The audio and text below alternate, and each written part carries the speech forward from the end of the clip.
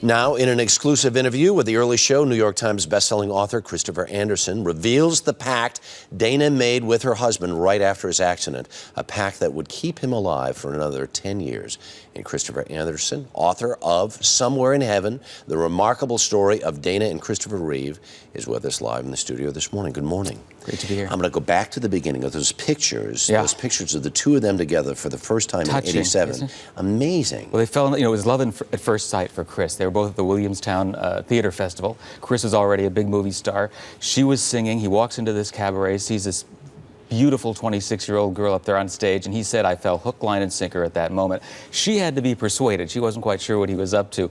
But he charmed her pretty quickly. So those photographs that you're looking at are really taken of them doing a duet together at that club just days after they met. Because they're absolutely radiant. They are. They fell in love rather quickly. You know, she discovered rather early on that he was a little bit more Clark Kent than Superman, I think. Was their life a charmed life during this time? It was, and you know, it's interesting. They hit a couple of bumps in their relationship. I mean, after 4 years, she wanted a commitment. She came from a family. Her parents had been married for 45 years. He was a marriage phobe. You know, his family was kind of shattered. His parents divorced, remarried, and so on. So he had a lot of siblings and half siblings. Didn't believe in marriage, and she said, "Look, we're just going to call it off." And he said, "No, let me go through therapy." And he got over his fear of marriage, and she became pregnant with their son Will, and they got married right after that. Let's go up to the time of the accident. Everybody remembers that day. Everybody remembers the reports. Yes. First, what was his reaction? He wanted to die.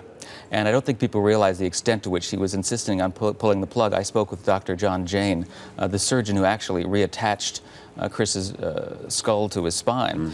And he told me that, he wanted to end it right then because he didn't feel his life was worth living. I mean, here was a guy who got up every morning not knowing whether he was going to fly his plane or sail his yacht or play tennis, and now he can't feel, he can't move. And it was Dana who talked him into giving it another chance. She said, you know, you're still you and I still love you. And then she made a pact with him, and that was, look, hold on for 2 years. If you still feel this way 2 years from now, then we'll reconsider this question. But of course, you know, she said that was just a sales ploy. Right.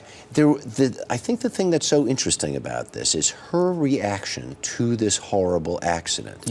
In terms of the depth of their relationship and the depth of her commitment to him. Peter Kiernan, who's the chairman of the Reeve Foundation and a good friend of theirs, said that Dana saw around the corner first. She saw the purpose, the new purpose that both she and Christopher would have as humanitarians and advocates for the disabled. But it's not that she didn't suffer. You know, I spoke to people at the hospital. They said at this period she was offered the services of a massage therapist there to relax, and she said, no, I can't let go because if I do, I'm afraid I'll just start crying and never be able to stop. I was fortunate enough on several occasions to MC some events for their foundation, and just to be in their presence was astounding. It was. No one in the room could ever take their eyes off of the two of them together. Exactly. They're very tactile. You know, she made, even though he couldn't feel her touch, she made sure that she was constantly putting her hand on his arm, nuzzling his cheek, and that sort of thing.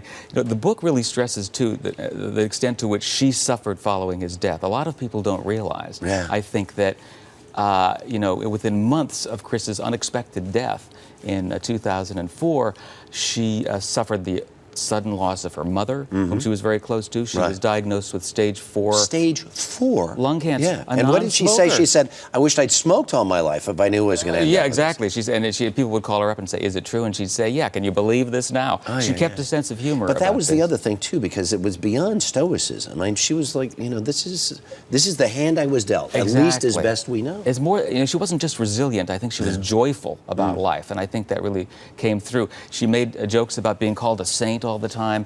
Didn't like it because she said, look, I'm just a woman whose husband fell off a horse. I'm taking care of him, and that's what you do.